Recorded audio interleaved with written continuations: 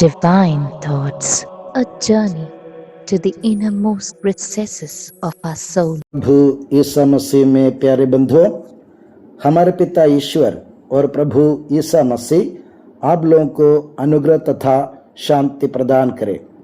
उमंग और उल्लास की ऊष्म किरणों को दिल में समाते हुए तमाम संसार में फैली समस्त कैथोलिक कलीसिया, विशेषकर सिरा मलबार कलीसिया, बेहद खुशी और असीम उत्साह के साथ सिरा मलबार कलीसिया के प्रथम महिला संत अल्फोंसा का पुण्य पर्व मना रही है। आनंद और गौरव के इस अतुल बेला में मैं आप सभी को इस पुण्यपूर्ण दिवस की मंगल कामनाएं दिल की गहराई से अर्पित करता हूँ। संत अल्फोंसा हम सबके लिए एक विशेष विस्मय एवं अनुकरण की लासानी मिसाल है।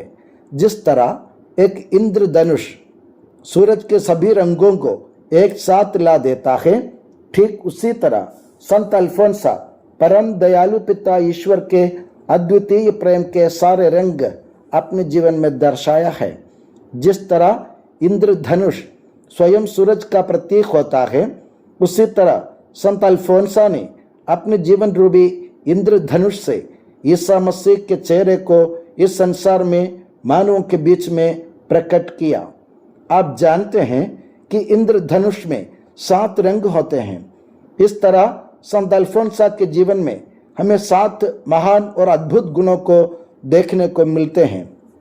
इंद्रधनुष इंसान के प्रति ईश्वर की प्रत्याभूति यानी गारंटी थी कि अब इंसान किसी भी हालत में सत्यानाश के शिकार नहीं होंगे। संत अल्फोंसा का जीवन भी ईश्वर द्वारा दी गई गारंटी है कि ईश्वर हमसे बेशर्त प्यार करता है और हमारे दोष मार्जन के लिए वो हमें पीड़ाओं की अग्नि में तपाकर पूरी तरह निर्मल एवं शुद्ध बनाकर हमें ईश्वर के लायक बनाएंगे। संत अल्फोंसा के जीवन के गुण रूपी 7 रंग कौन कौन से थे?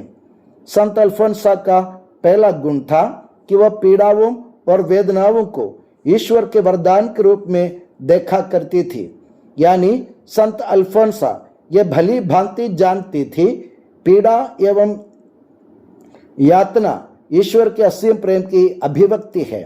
एक बाधा या किसी भी प्रकार का बुरा बंधन नहीं, बल्कि यह ईश्वर और ईसा मसीह के साथ अटल और अटूट बंधन का संबंध है।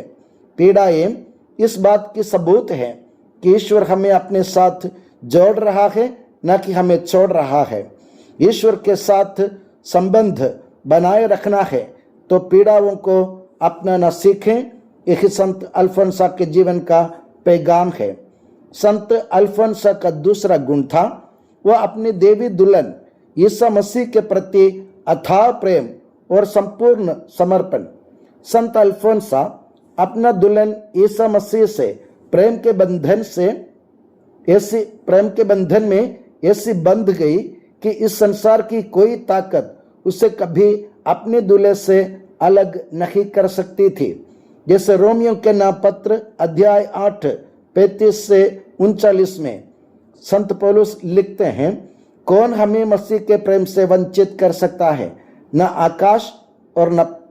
आकाश और पाताल की कोई शक्ति और न समस्त संसार में कोई या कुछ हमें ईश्वर के प्रेम से वंचित कर सकता है जो हमें अपने प्रभु ईसा मसीह द्वारा मिला है।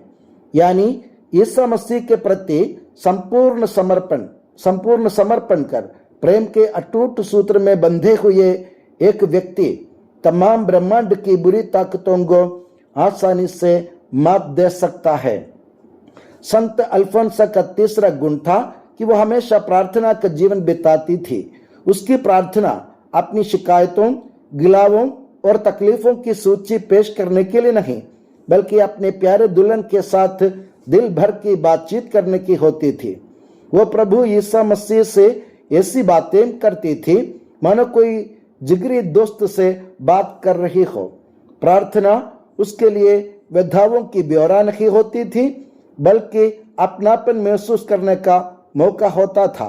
प्रार्थना में वो इतना लीन रहती थी कि स्वयं प्रभु ईसा मसीह उसकी बातों पर गौर करने को मजबूर हो जाता था। चौथा गुण था कि संत अल्फोंसा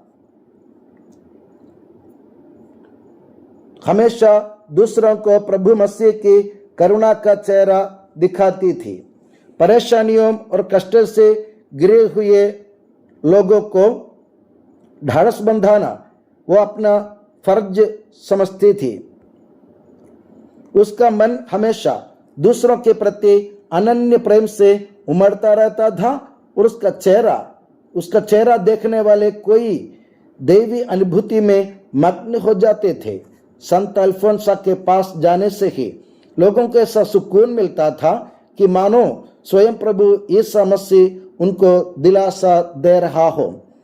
पांचवा गुण विशेष था कि वो दूसरों की तकलीफ अपने ऊपर लेती थी और दूसरों के कष्ट हल करने के लिए वो प्रभु से याचना करती थी कि दूसरों की तकलीफ प्रभु मुझे दे दे। एक बहुत बड़ा उदाहरण है कि जब चंगनाश्शेरी के धर्माध्यक्ष अचानक बीमार हुए तो संत अल्फोंसा ने प्रभु से विनती करके परम श्रद्धेय धर्माध्यक्ष की बीमारी अपने ऊपर ले ली। जैसे यशायाह नबी के ग्रंथ में मुक्तिदाता के बारे में लिखा गया है, हमने उससे देखा था, उसमें न तो सुंदरता थी और न तेज और न कोई आकर्षण ही। वो हमारे ही रोग अपने ऊपर लेता था, वो हमारे ही दुखों से लदा हुआ था। प्रभु ने चाहा कि वो दुख से रौंदा जाए। उसने प्रायश्चित के रूप में अपना जीवन अर्पित किया। उससे दुख भोग के कारण ज्योति और पूर्ण ज्ञान प्राप्त होगा। नबी यशायाह का ग्रंथ अध्याय 53 वाक्य 2 से 11। संत अल्फोंसा ने इन वचनों को अपने जीवन में चरितार्थ किया। उसके बारे में सब बयान दिया गया है कि जब भी उसके घर के नौकर चाकर कोई गलती करते और उसकी मौसी उन सेवकों को डांटती तो अल्फोंसा स्वयं उन नौकरों की गलती अपने ऊपर लिया करती थी और मौसी के क्रोध से उनको बचा लिया करती थी। कैथोलिक कलीसिया में इसे हम विकेरियस सफरिंग कहते हैं, यानी दूसरों के लिए कष्ट सहना। संत अल्फोंसा उसकी चमकीली मिसाल थी। छठवां गुण भी बहुत ही निराला था कि चाहे वो कितने ही बीमार क्यों ना हो, एक दिन भी वो पवित्र बलिदान में भाग लेने से नहीं चूकती थी। पवित्र बलिदान में भाग लेकर परम प्रसाद ग्रहण किए बिना उसको चैन नहीं पड़ता था। उसकी सोच में पवित्र बलिदान एवं पवित्र परम प्रसाद ही हर एक इंसान के जीवन की मजबूत बुनियाद है, जिसके चलते इंसान ईश्वर से, स्वयं से और एक दूसरे से अपना संबंध मजबूत और फलदायक बना सकता है। पवित्र बलिदान संत अल्फोंसा की राय में ईसाई जीवन का पावर हाउस और मार्ग प्रशस्त करने वाला दीप स्तंभ है। जैसे दिन में मेघ स्तंभ एवं रात में अग्नि स्तंभ के रूप में ईश्वर ने इजराइल की प्रजा की चारों तरफ पहरा कर रक्षा करता था, वैसे ही पवित्र बलिदान नई प्रजा इस्राएल यानी पवित्र कैथोलिक कलीसिया का पहरा और संरक्षण करता रहता है। आखिरी में 7वां गुण कुछ और प्रेरणादायक और शिक्षाप्रद है कि संत अल्फोंसा सब कुछ अकेले ही चुपचाप सहन करती थी।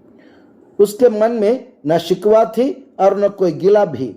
सब कुछ दुनिया की मुक्ति और आत्माओं की रक्षा के लिए वो सह लेती थी और अपने प्रभु मसीह को समर्पित किया करती थी। या पवित्र कुंवारी मरियम की भांति संत यूसुफ की तरह वो अपने मन में संचित रखती थी और प्रभु के आदेशों का सबके अनजाने में पालन किया करती थी। प्यारे मित्रों, संत अल्फोंसा ने अपने पुनीत जीवन से जो मिसाल पेश की है उसका अनुकरण और अनुसरण करने के लिए पवित्र कैथोलिक कलीसिया हमसे आग्रह करती है।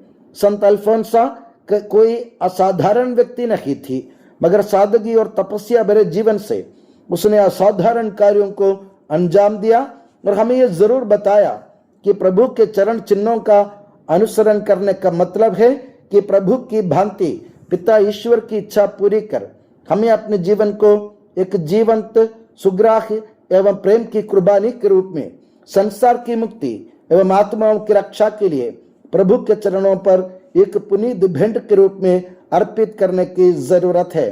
आइए इस महान संत के जीवन से प्रेरणा पाकर हम भी क्रूस की राहों पर कदम बढ़ाएं। पिता, पुत्र और पवित्र आत्मा के नाम पर आमीन।